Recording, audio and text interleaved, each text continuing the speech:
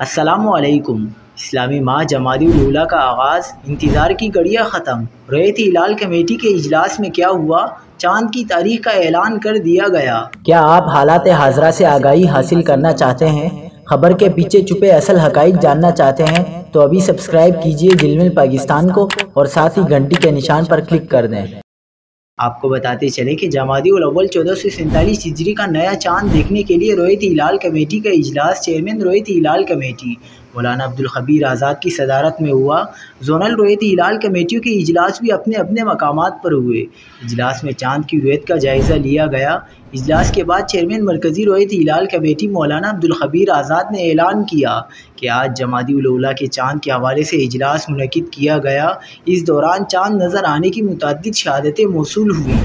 اس سے قبل اسپارکو نے بھی پیشنگوئی کی تھی کہ آج جمعرات کو چاند نظر آنے کے امکانات انتہائی روشن ہیں، کیونکہ آج 23 اکتوبر کو غروب آفتاب کے وقت چاند کی عمر تقریباً 48 گھنٹے 54 منٹ تھی۔ ساحلی علاقوں میں غروب آفتاب اور غروب ماہتاب کے دوران وقفہ 56 منٹ رہا، لہٰذا آج ملک میں چاند نظر آ گیا ہے۔ یوں جمادی الاول کی پہلی تاریخ 24 اکتوبر 2025 جمعے کو ہوگی۔